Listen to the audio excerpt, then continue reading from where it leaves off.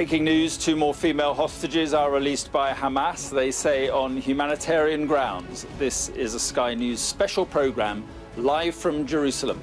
Also ahead, a senior Hamas leader tells us in an exclusive interview that all the hostages in Gaza will be freed if the Israeli bombardment stops.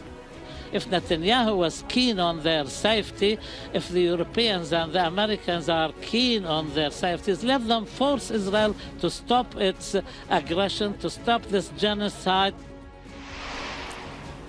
Israeli forces raid parts of Gaza in the search for hostages and conduct more than 300 airstrikes, killing, Hamas says, 436 people in the last 24 hours.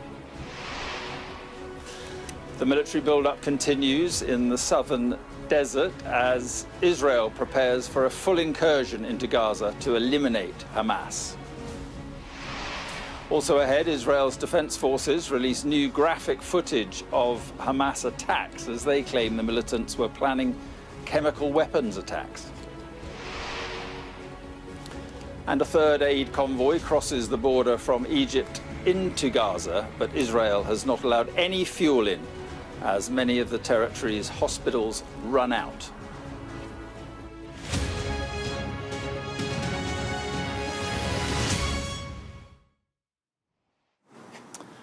Good evening from Jerusalem. We start with breaking news, and tonight Hamas has released 2 more hostages being held in Gaza.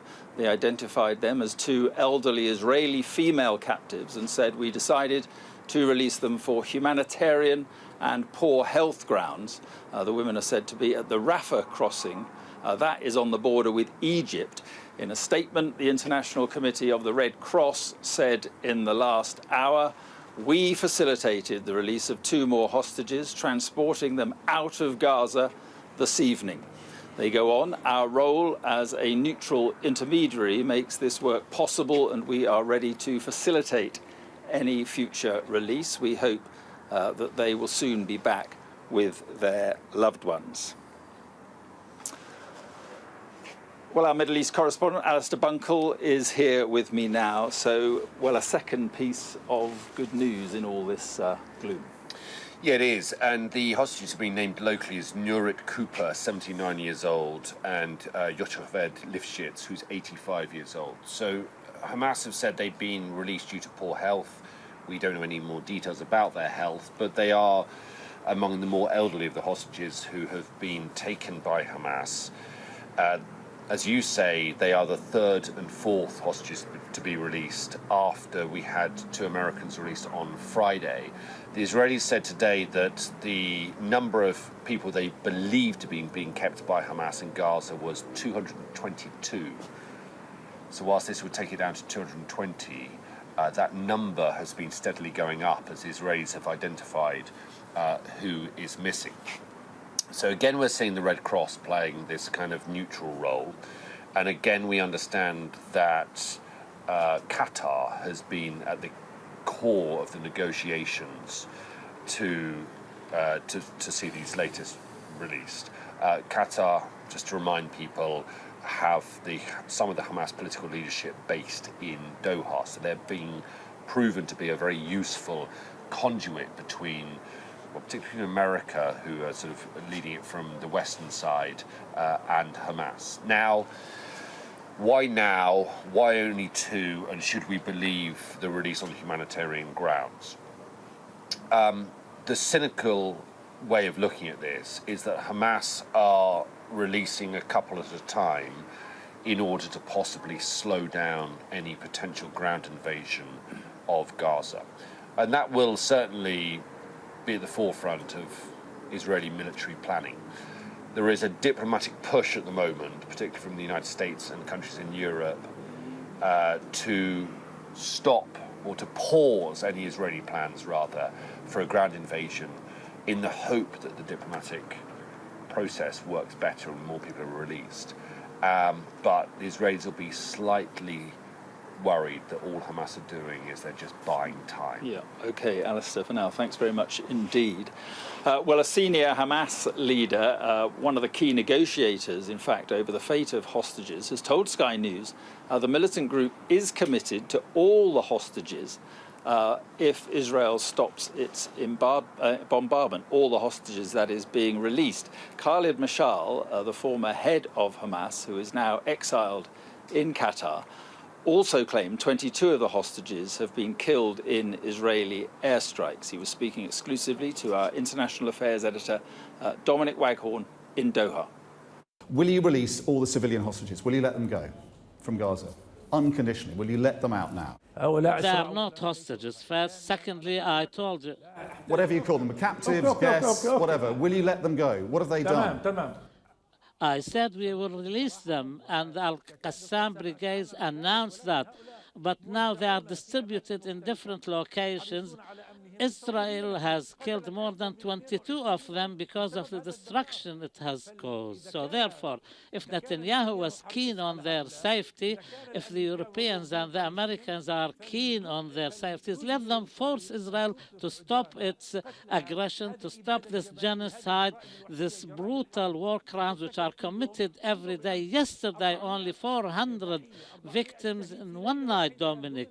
Let them stop this aggression, and you will find the mediators like Qatar and some Arab countries like Egypt and others.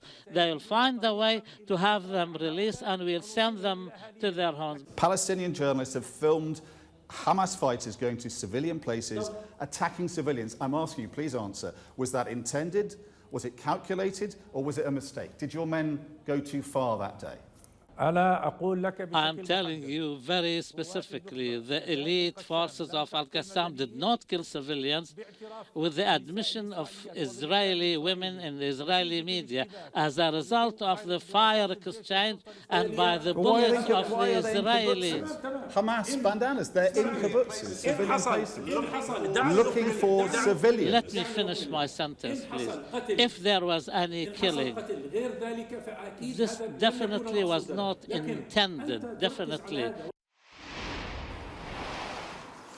Well, Dominic joins us now live from Doha. Good evening, Dominic. And just tell us more about who this man is and the significance of what he is having to say this evening. Yeah, he's a very important man, Mark, in the Hamas movement. He was one of the founders of the movement. He's a former chief of the organisation, and also in the mid-90s, Israel tried to assassinate him. Benjamin Netanyahu, Prime Minister at the time, sent agents to try and kill him. They poured poison into his ears on the streets of Amman, the capital of Jordan, but they were caught by Jordanian police, Jordanian security agents. The King of Jordan, King Hussein, demanded that Netanyahu came to Jordan with the antidote. When that was applied, Khalid Mashal revived. So he's regarded as a living martyr. He's a kind of legendary figure in the Palestinian world, in the Hamas movement in particular. But he has an important role in this story as well now, because he is helping lead negotiations. He's one of the two most senior commanders leading negotiations over the fate of those hostages being held in Gaza. So what he says holds great sway and should be taken very seriously. He showed us the pictures of children killed in the massive Israeli aerial bombardments of Gaza.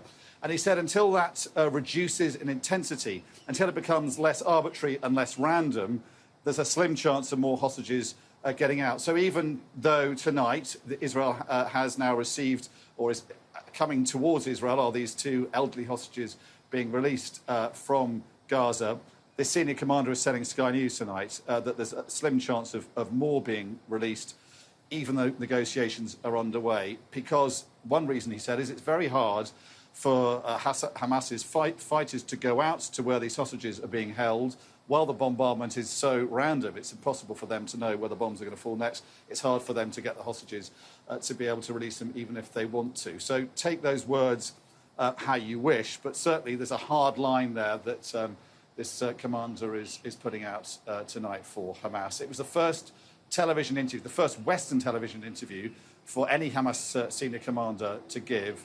The first chance to ask him why this happened, and to ask him whether Hamas has changed, like Israel has said, like America has said, saying that Hamas has become more brutal, more like Islamic State, possibly also influenced by Iran. He rejected all that. He said what happened on October the 7th was a very Palestinian affair. He says that Hamas remains committed to only targeting military targets. I pushed him on that hard. pointing out there is abundant video evidence of civilians being targeted in their hundreds by Hamas fighters and other Palestinian gunmen. He kind of explained partly that by saying that Hamas had forced its way out through the border, but then others followed. So kind of implying that the elite Qassam Brigade, Al-Qassam Brigades, as he calls them, the elite, as he calls them, Hamas fighters, targeted only the military and others went through the kibbutzes. That's not true if we look at the video evidence of Hamas fighters in kibbutzes, but he insists that their strategy hasn't changed. So I think there's a defence there, there's a sense from the political leadership of Hamas that there is pushback. There's great horror of what Hamas did in those kibbutzes in southern Israel, and he's now trying to push back against that and trying to, I think, salvage some of the reputation of his organisation, which has taken a battering in the last few weeks. Yeah, OK, Dominic, thanks very much indeed. Well, tonight's release by Hamas of 2 hostages came as Israel's defence forces today stepped up their search for hostages being held in Gaza. Raids have taken place inside the Strip, where there has been no let-up in the intense bombing of the territory. The war now in its 17th day. The Gaza Health Authorities says that at least 5,087 Palestinians have been killed in Gaza since the Israeli military action began earlier this month, and 15,270 Palestinians have been injured in the enclave. About 1,400 Israelis are known to have died in the Hamas attack on the 7th of October, and the Israeli military says 222 people were taken captive, though 2 more hostages, of course, have been released this evening. So all eyes are now on the Israel Defense Forces, with huge numbers of troops gathered in southern Israel. Our chief correspondent Stuart Ramsey reports now from the town of Netivot, near the Gaza border. In the southern desert, the military build-up has been virtually continuous for the best part of 2 weeks now. Rocket systems are being moved into position. These ferocious weapons can fire multiple warheads in seconds. Much of southern Israel and all the land bordering Gaza are closed military zones. Israeli soldiers are operating in Gaza already, but on specially identified missions. The plans are in place, though, for a full incursion. In artillery positions, the soldiers wait in place for their next orders. These are tanks with their turrets taken off. They'll be used to carry troops because the armour is so much stronger than normal carriers. So the military is ready. But the hostages in Gaza are a real problem for the Israeli government. Even before the dangers of any would-be rescue attempt, the hostages, of course, have to survive this. This is the Israeli Defense Forces' latest video showing attacks in Gaza, which they say show strikes on the operational infrastructure of Hamas. Those are entire buildings reduced to rubble. Israelis we've talked to broadly believe a major move into Gaza is both necessary and inevitable. But there are divisions here over timings and whether it should wait for a potential hostage release. Businessman Eden Mano is convinced the military operation should begin right away, regardless of the fate of the hostages. I think we need this operation. We need to go inside. We need to rescue as many hostages as possible, and we need to eliminate Hamas. This is the price of war. Unfortunately, this time we're paying with innocent civilians' lives. Olga Entel, who lives in a kibbutz with her husband and 3 children, has only just left her home for the first time in 17 days. Her inclination is for a delay. How do people feel about those people who are inside? Is it really it's the most important thing, getting them out? I believe most of us believe in that, yes. But, you know, I cannot think what is right or what is wrong. It's not it's not in my power to decide, and I just want everyone to be safe. In the north of Israel, the road towards Lebanon is closed to all but the military. Major towns are virtually deserted now. Mandatory evacuation orders have been imposed. The threat from Hezbollah rockets in Lebanon is arguably greater than anything emanating from Gaza. Israelis are in a sort of limbo, waiting for attacks, waiting for an invasion, and waiting for the hostages. Stuart Ramsey, Sky News, Israel. Well, the Israeli military has said that it had struck more than 320 targets in Gaza over a 24-hour period, including a tunnel, command and lookout posts, as well as mortar and missile launcher positions. Meanwhile, the humanitarian situation in Gaza is just worsening. One hospital in Gaza City has told Sky News they have less than 2 days of supplies and fuel left. Well, Francesca Albanese is the UN Special Rapporteur on the occupied Palestinian territories, and she joins me now from New York. Just first of all, Francesca, there are these reports tonight of a move at the UN Security Council for a ceasefire in Gaza. What more can you tell us about that? I know what you know, that there are discussions around a ceasefire or a humanitarian pause, but nothing is decided yet. So we ardently wait for the meeting of the Security Council. And I gather you've been calling for an expanded UN presence in Gaza. What sort of presence are you talking about? I've been calling for a protective presence in the occupied Palestinian territory since the very beginning of my mandate. And this was prompted by the death toll that was already very high on the side of the Palestinians, at the hand mostly of armed settlers and soldiers because of excessive use of force. So the protective presence I was referring to was an independent presence that can be civilian or an enhanced civilian presence that constitutes a buffer between the settlers, the soldiers, and the Palestinians, because it's clear that Israel has not been able to abide by international humanitarian law obligations vis-a-vis the protected persons. So this is even more urgent now because the tension is increasing and will be at the highest among Israelis and the Palestinians, including in the occupied Palestinian territory. We shall not forget that there are 800,000 illegal settlers, Israeli settlers, in the West Bank and East Jerusalem. Yeah, and just on Gaza, we were just saying the humanitarian situation there is getting increasingly bad, particularly as regards fuel. Do you know of any negotiations going on, Francesca, to get fuel into the hospitals, particularly, that so badly need it? Yeah, fuel is absolutely needed for hospital to run, to administer surgery, to keep incubators ongoing, and otherwise, even new babies will be destined to a sure death. And fuel is also needed to desalinize the water in Gaza, which is no longer available.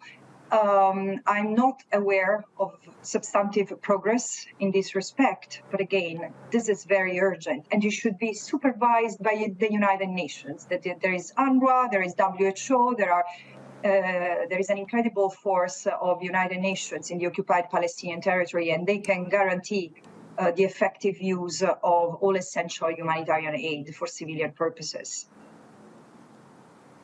And the Israelis are still seem to be calling for people to move to the south.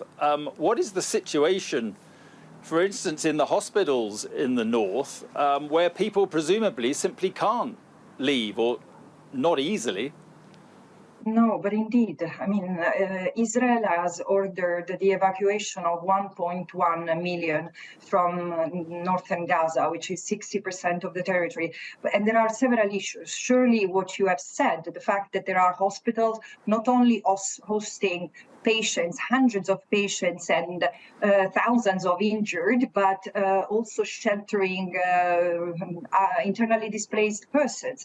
And then there are the elderly, the sick people, women with young children. Where shall they go? There is no fuel. How they can move? but also to move where, because the south of Gaza is also being bombed, and civilians who were moving toward the Rafah crossing have also been attacked. So it's a very volatile and unsafe environment. Plus, there is no reason to enforce such a massive, such an order that would lead to massive displacement, probably forcible transfer of 1.1 million people. Okay, Francesca Albanese, thank you very much for being with us this evening. Appreciate your time. Thank you. This is a Sky News special programme. Coming up, we'll get the latest on Israel's continuing military preparations for a ground invasion of Gaza.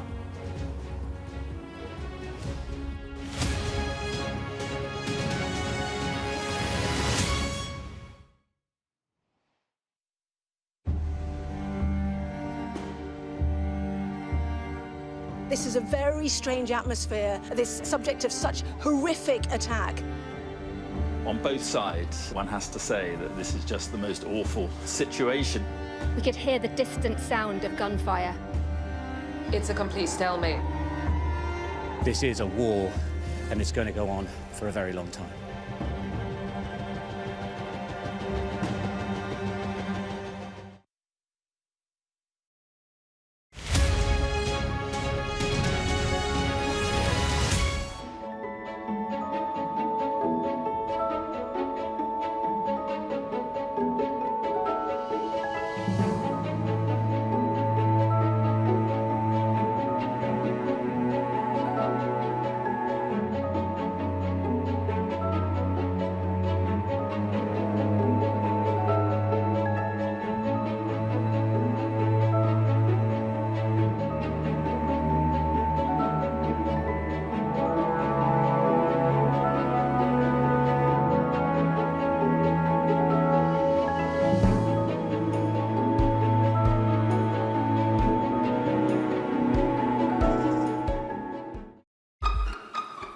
We've got your Sunday mornings covered.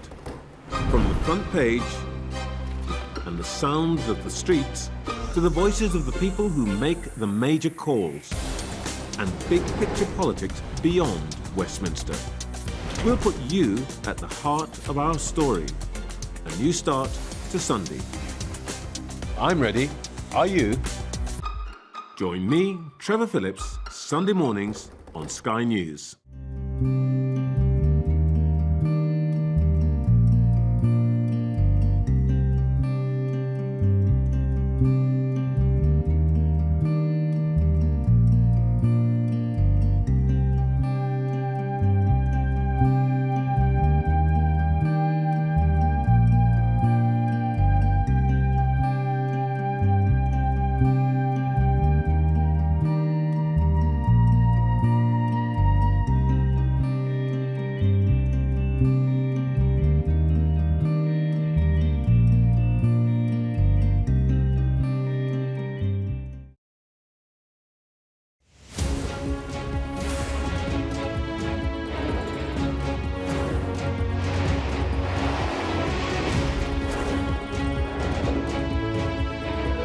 Five of us have made it out of the car.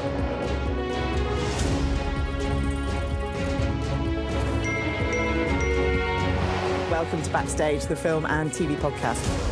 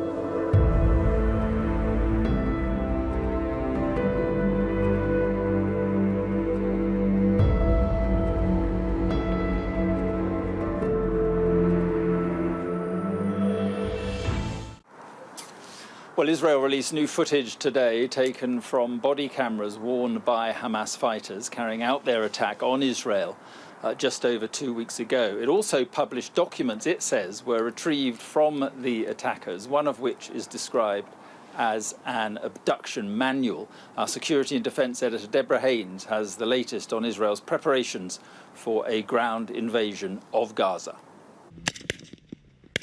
Snapshots of horror as Hamas terrorists gunned down civilians in Israel. They didn't stand a chance. The Israeli government released this short clip of a much longer collection of images it's made of the carnage that unfolded here on the 7th of October. It needs the world to remember what triggered Israel's war with Hamas. We don't parade bodies on TikTok and on our social medias like our adversaries. But we felt it was important to show the international press what happened here, to understand the tragedy. Foreign journalists were invited to watch a 43-minute compilation of the bloodshed.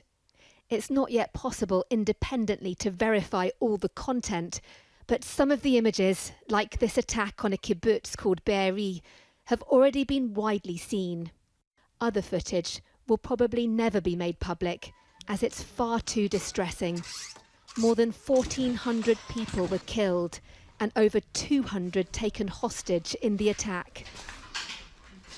One of the most traumatic clips we were shown was of two terrified young boys and their father running from their home into a shelter only for a militant to throw a grenade in after them. We see the father fall to the floor. The two boys emerge, bloodied and traumatised. They know their father's dead. They call for their mother. One even asks, "Why am I alive?" The fate of the boys is not clear. Officials also released what they say were documents found on the militants that allegedly reveal instructions they were given. Again, it's not been possible to independently verify the content. This one's described as an abduction manual. It says to gather hostages in several places. Anyone who might pose a threat is to be killed.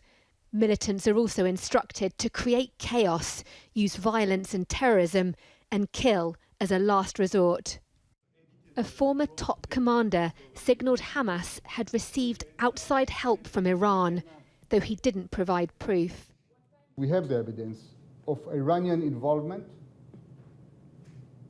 I cannot elaborate too much, but you can understand what I mean, about not only about equipment, but more than this. As Israeli forces ramp up their physical fight with Hamas, they're also focused on the information war, a key battleground, but one where Israel doesn't enjoy the same military advantage. Deborah Haynes, Sky News, Southern Israel. Well, the Israeli president has told Sky News that IDF soldiers have uncovered what he says is evidence Hamas militants were planning a chemical weapons attack. Isaac Herzog showed us documents which were recovered from a USB stick on a dead Hamas fighter. Our data and forensics correspondent Tom Cheshire has been looking into the claims. The Israeli president showed what he said was al-Qaeda material found by the Israel Defense Forces, the IDF, on the body of a dead fighter in kibbutz Be'eri. Now, in an interview with Sky News, he said these documents show that Israel was dealing with ISIS, al-Qaeda and Hamas, and that the material included instructions on how to produce chemical weapons. The front page of the document held by Mr. Herzog shows the cover of a publication written in Arabic. The cover includes an ISIS flag at the top and the red text which reads "A Brigade of Islamic International Council for Jihad Against Jews and Christians." The text at the bottom of the document claims it is a periodic publication for self-advancing knowledge for Mujahid, Islamic fighters. Now, the IDF said in a statement that the source of the documents is a manual from the al-Qaeda terrorist organisation dated 2003. This is when the IDF first claimed on the 12th of October that they had found the cover of an al-Qaeda ISIS training and inspiration booklet on the body of a dead fighter in Israel, in a post on X, formerly known as Twitter. But this document is not a chemical weapons manual. It's actually a biography of one of the 9/11 terrorists. Sky News has seen the 30-page document, and the diagram we see later isn't in here.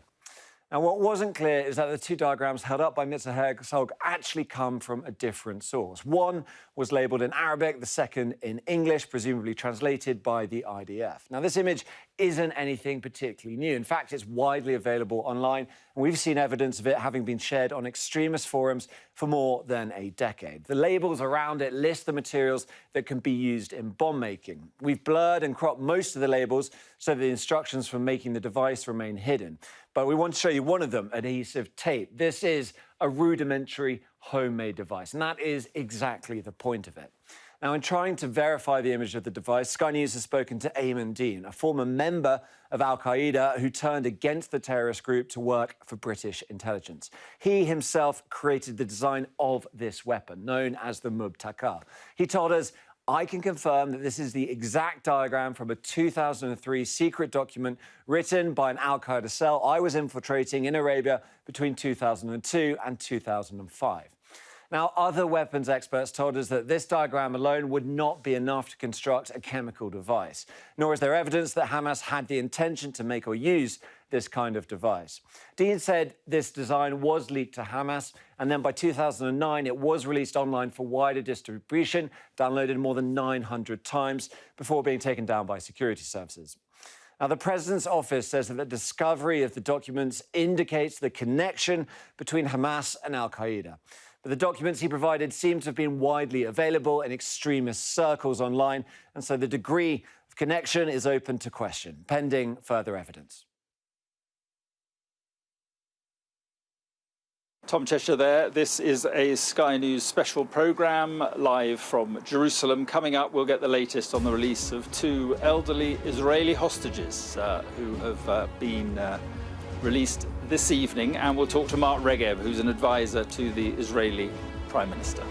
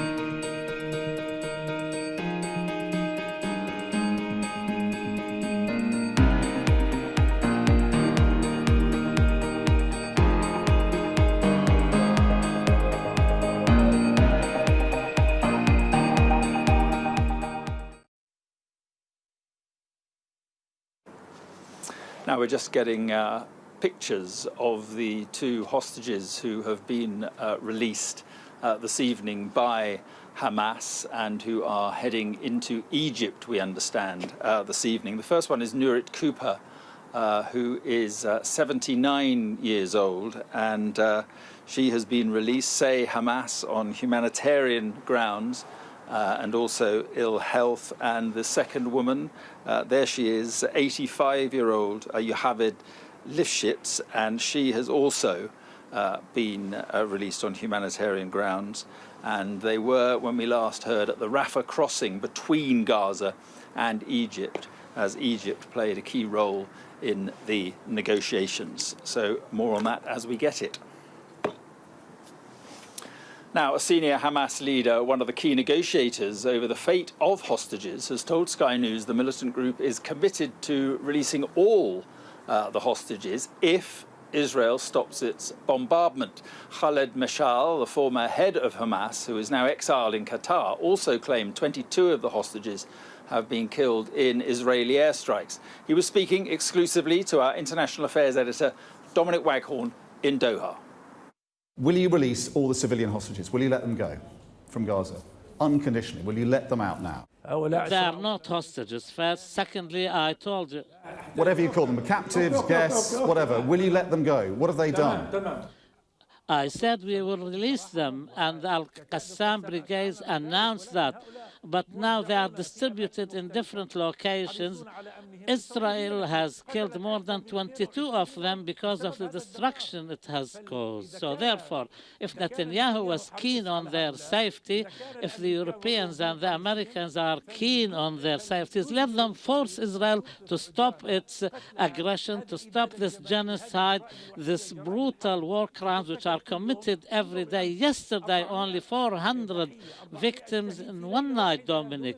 Let them stop this aggression, and you will find the mediators like Qatar and some Arab countries like Egypt and others. They will find a way to have them released, and we'll send them to their homes. Did you mean to take civilian hostages? Did you intend to do that? Or was that a mistake, taking so many civilians, and civilians from countries all around the world? I said this happened within the situation of a battle. Al-Qassam fighters focused on the army officers and rank and file to exchange them for the 5,500 prisoners we have. We have hundreds of children, women. We have some people who spend 45 years in Israeli prisons. Dominic, please try and understand me. This is a message. Hamas, this is not a battle between Israel and Hamas. This is a battle between Israel as an occupier and the Palestinian people. I'm not asking about that. I'm asking about the hostages. I'm asking about your captors, Mr. Mashal. Please, Dominic, please. Western media talks about being objective, but you have to apply them, honestly. Like you apply them to Rwanda, genocide was there. Netanyahu is committing genocide. Our cause is a cause of liberation. You do not look at the latest developments. You tend conveniently to forget the crimes upon which Israel was founded in 1948. The Palestinian people want freedom. Yasser Arafat negotiated with them. He made peace with them. They poisoned him. They killed him. Abu Mazen is left helpless now because they don't want to... Mr. Mashal, so all of that justifies what you did on October the 7th, going into civilian places, taking civilians hostage, killing civilians, taking old women, taking children. All of that is justified by what Israel did. Is that right? You're saying an eye for an eye, a tooth for a tooth. Do two wrongs make a right? You, Dominic, insist on the same narrative. This is what Israel has done. Occupation, assaults on Al-Aqsa, assaults on children, massacres. This is what made them fight their soldiers, as I told you before. But they are killers.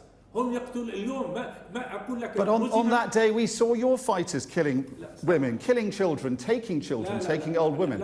Are you saying, let me ask you, was that a mistake? Did you go too far? You couldn't control your fighters? Because you talked about the military operation, the attacks on the civilians, the 250 dead at that music festival.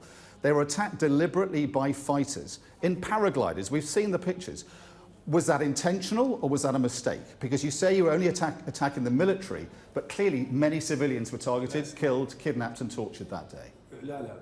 Dominic, please listen to me well. The elite forces of Hamas on the dawn of the 7th of October attacked the barracks and positions of the Gaza division, defeated them in 7 days. They went to other Yes, but we've heard about the military achievement. We've heard about, I'm asking about the civilians, the attacks on the civilians. Please answer that, Mr. Mashal.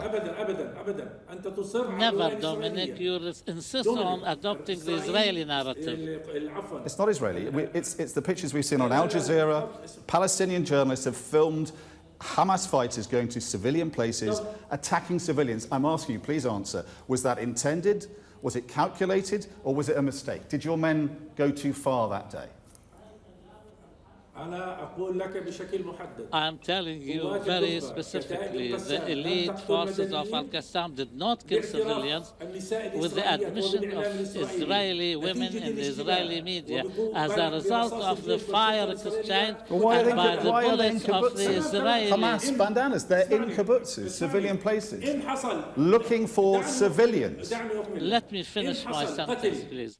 If there was any killing, this definitely was not intended, definitely. You seem to forget on this and focus on this and forget more than 5,000 Palestinian martyrs in 17 days, more than 1,800 children. Is it really reasonable that the Western mind, which always talks about equality, justice, objectivity, human rights, please allow me to continue, sees only these partial details and forgets about the big picture? Well, I'm joined now from Tel Aviv by Mark Regev, who is a senior advisor to Israel's Prime Minister, Benjamin Netanyahu. Good evening, Mark. Thank you very much for being with us. And I'm going to give you an opportunity to respond to what we've just heard in just a moment. First of all, the release of the 2 Israeli hostages. What is your reaction? How are they? Where are they tonight? So there won't be any reaction, Mark, until they're safely back in Israeli territory, and I have not heard that they are yet. So until that happens, and it could happen during this interview, but at the moment I'm not at liberty to speak about that. Once again, only when they're back in Israeli territory will I be able to confirm that this has been done. Okay. Is your understanding they're going into Egypt and then will come to Israel? What is your understanding? I'm not going to go to any of the details until it's over. I apologize. Okay. Now, Hamas was saying in one of their statements that Israel had refused since last Friday to accept and receive these hostages. Has Israel refused to accept or receive hostages? Look, Mark, frankly, we saw that Hamas has no qualms whatsoever about killing innocent people. And in their statements, they're showing us they have no qualms about killing the truth. And the whole idea that Israel would refuse to accept hostages back, I mean, it's obviously ridiculous, ludicrous. I don't know what other word to say. How could anyone even think such a thing? Is it the case now, Mark, that it's very difficult to launch a ground invasion while hostages are being released like this and so many hostages still remain? On the contrary, we believe that hostages are being released, unfortunately, very few and in small number. I mean, they've got more than 200 hostages, and if these 2 people are released, they'll still have more than 200. It's only because Hamas is under massive pressure. There is the military pressure that the IDF, the Israeli Defense Forces, are inflicting upon Hamas, and we will continue to do so, and that pressure will be increased. And there's the international pressure, specifically the pressure that's being delivered through Qatar, pressure on Hamas's friends, on Hamas's allies. They have to understand that hosting Hamas, talking to Hamas, having a relationship with Hamas is as if you had a relationship with Al-Qaeda or ISIS. It's unacceptable. and people should be condemned for hosting the Hamas leadership as they are in Qatar. And so I think the combination of Israeli military pressure and the diplomatic pressure is getting people out, unfortunately, not as quickly as we would like, but we think as that pressure is increased, we'll see more people being set free. Yeah, and just my point is, though, that there will be families, there will be loved ones looking on at this, seeing these releases and thinking, please, you know, we don't want a big ground invasion that could lead potentially to a loss of life among the hostages. Of course, Mark, our hearts go out to the families, yes, and they are the victims of the most brutal, cynical, sadistic terrorist organization that is Hamas. But our understanding is Hamas is not releasing these people because suddenly they became humanitarians. Yes, I think your broadcast talked about this was a humanitarian gesture. These people aren't humanitarians. They're bloodthirsty killers. And if they are releasing people, it's because they're being compelled to do so by the pressure we're placing upon them. And as that pressure increases, I believe you'll get more people out. Now, this interview with Khaled Mashal tonight on Sky News, he is saying if you stopped bombing Gaza, they would release all the hostages, or the civilian hostages. And we should believe him.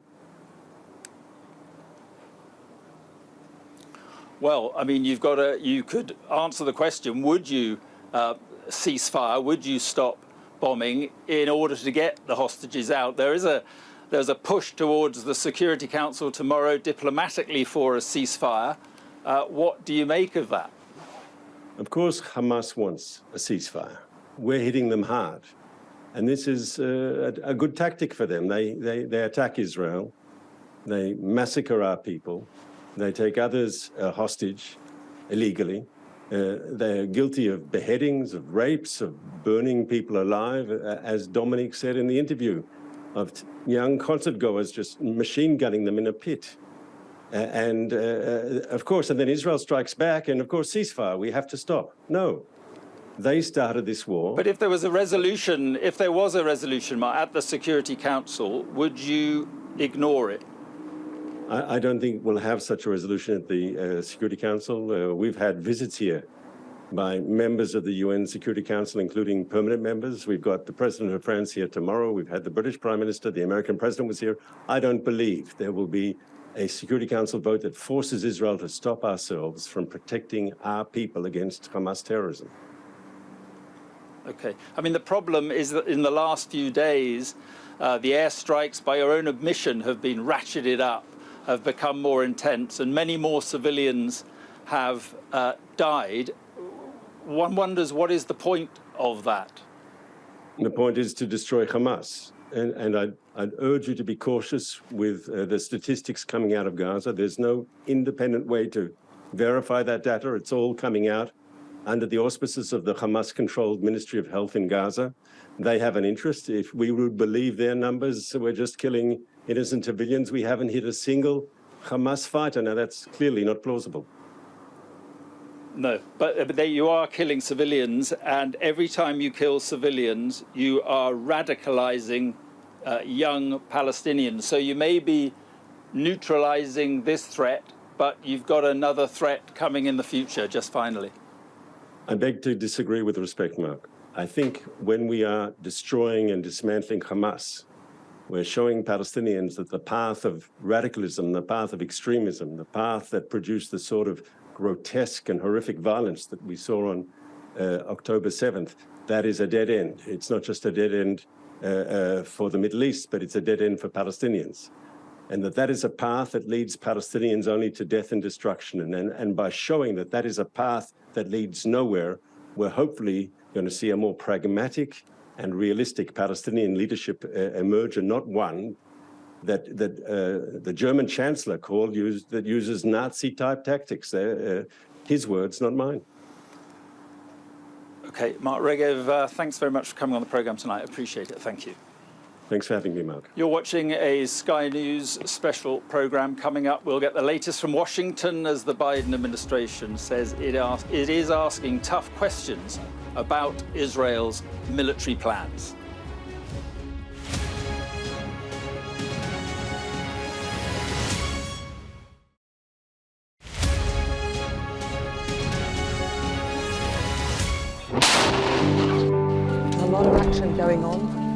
Alex Crawford and I'm Sky's special correspondent based in Istanbul.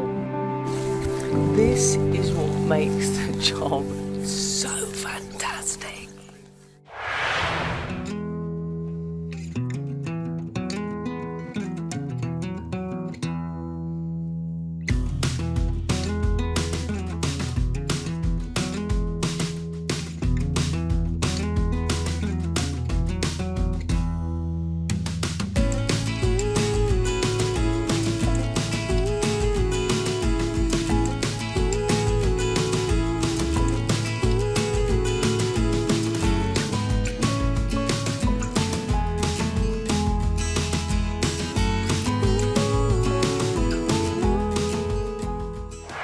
I'm Inzamam Rashid and I'm Sky's North of England correspondent, telling stories from this culturally rich region I call home.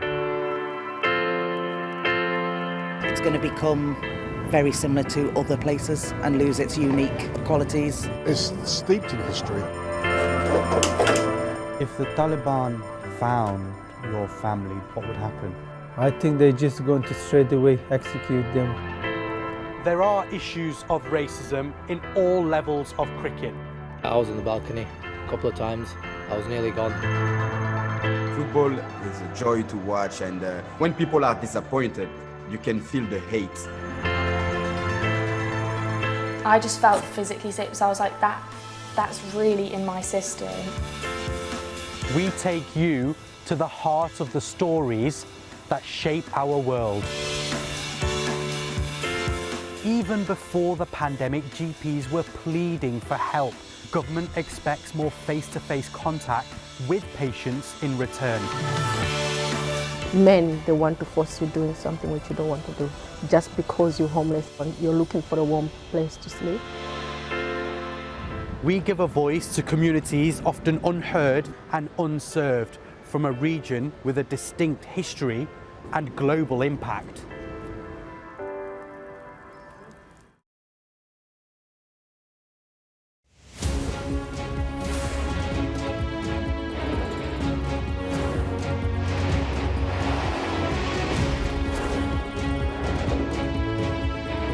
The 5 of us have made it out of the car.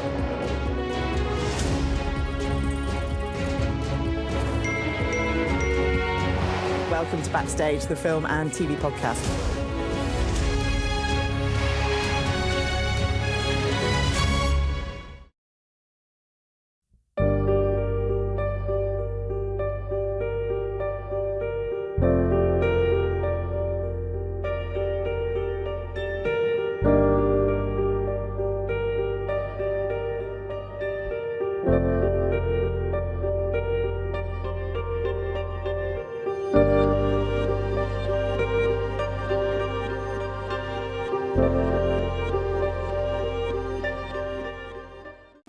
Now, the United States National Security spokesman John Kirby has said a lot of discussions are going on to try to secure the release of hostages in Gaza, and there are still about 10 US citizens who are unaccounted for. Let's go to our US correspondent Mark Stone in Washington. And Mark, movement too at the UN Security Council, I gather. Yeah, I mean, on hostages, clearly the US is very, very pleased that 2 more have now been released. It's clear that that is very much very fast-moving, very ongoing, involving the Qataris, the Egyptians, the Americans, the Israelis, and of course Hamas as well. So more movement on that, I am sure, over the coming days. On the United Nations, interesting developments. Tomorrow there will be a vote, a UN Security Council resolution voted on, calling for a temporary ceasefire to allow for humanitarian aid to go through. Now, there was an attempt last week, 2 attempts in fact, to push through a vote at the Security Council. It didn't get through because America voted against it, among others. America not wanting a ceasefire because they didn't believe the language was strong enough against Hamas for Israel's right to defend itself. Now, listening to your interview just now with Mark Reger, very interesting that he doesn't seem to think that a Security Council vote will ever ask for a ceasefire. I think we should watch very closely tomorrow, see what happens. Russia and China may veto it, but you never know. I think there is a lot of pressure going on all sides to push for a short-term ceasefire. OK, Mark, thank you very much indeed. That's about it for this programme, with the breaking news that 2 Israeli hostages have been freed from Gaza. Nurit Cooper, aged 79, and Yohaved Lifshitz, aged 85, have been released on humanitarian and ill health grounds. That's according to Hamas. They seem to be going out through the Rafah crossing, that's with Egypt, and an Israeli spokesman told this programme they will only believe it when they're back in Israel.